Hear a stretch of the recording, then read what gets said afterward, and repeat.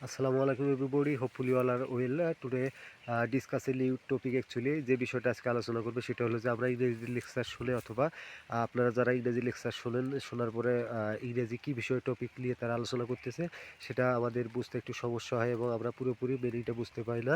এর জন্য আমরা যেটা করব সেটা হলো যে আমরা যখন লেকচার শুনবো এবং লেকচারগুলো শুনে যে ওয়ার্ডটা এবং যে সেন্টেন্সটা আমরা বুঝতে পারবো না সেই সেন্টেন্সটা আমাদের ডায়েরিতে নোট ডাউন করে রাখবো এবং পরে আমরা সেটা নোট ডাউন করে রাখার পরে ডিকশনারিতে খুঁজে বের করে সেটা আমরা মুখস্থ করব এবং এরপরে আমরা পুনরায় সেই লেকচারটা শুনবো। শোনার পরে লেকচারটা যদিও আমরা সেই লেকচারটা পুরোপুরি না বুঝতে পারি এবং 20% অথবা 10% আমরা বুঝি, তারপরে আমরা অনেক একটা বেনিফিট পাবো। এইভাবে আমরা একইভাবে সেই সেন্টেন্সগুলোর মিনিং আমরা বোঝার চেষ্টা করবো এবং তারপরে অ্যাগেইন আমরা সেই লেকচারটা আবার শুনবো। শোনার পরে দেখা গেলো যে আমি যে নোট ডাউন করেছিলাম যে ওয়ার্ডগুলো সেই ওয়ার্ডগুলো পুরোপুরি যদি আমি শিখতে পারি তাহলে আমার লেকচারগুলো পুরোপুরি বুঝতে সুবিধা হবে এবং পরবর্তীতে যখন আমি আবার সেই লেকচারগুলো শুনবো, শোনার পরে দেখেন 10% থেকে 10% এবং 20% যেটা আমি আগে বুঝতাম এরপরে আমি 50% অথবা 60% বুঝতে পারবো।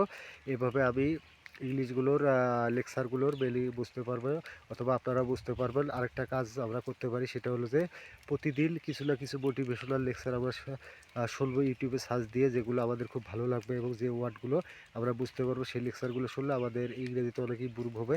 দেখেন একটা শিশু যখন জন্মগ্রহণ করার পরে সে পুরোপুরি হাঁটতে পারে অথবা পুরোপুরি কথা বলতে পারে, এর জন্য একটু সময় লাগে, সময় নিয়ে সে কথা বলতে পারে। এভাবে আমরা ইংরেজিতে ইমপ্রুভ করার চেষ্টা করবো ইনশাআল্লাহ। আরেকটা বিষয় আমরা করতে পারি সেটা হলো যে আমরা প্রতিদিন কিছু না কিছু নতুন ওয়ার্ড শিখবো এবং আমরা বেশি বেশি লিসেনিং করবো। লিসেনিংয়ের কোনো বিকল্প নাই। আপনি যত বেশি লিসেনিং করবেন তত বেশি আপনি ইংরেজিতে কথা বলতে পারবেন এবং আপনি তত বেশি ইংরেজি লেকচারগুলো বুঝতে পারবেন। এভাবে আপনি ইংরেজিতে ইমপ্রুভ করতে পারেন।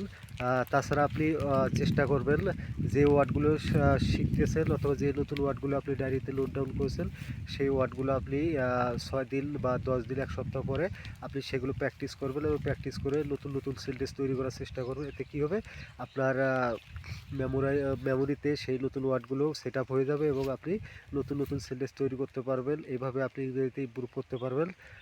Thank you so much watching this video everybody. See you on the video. Thank you everybody.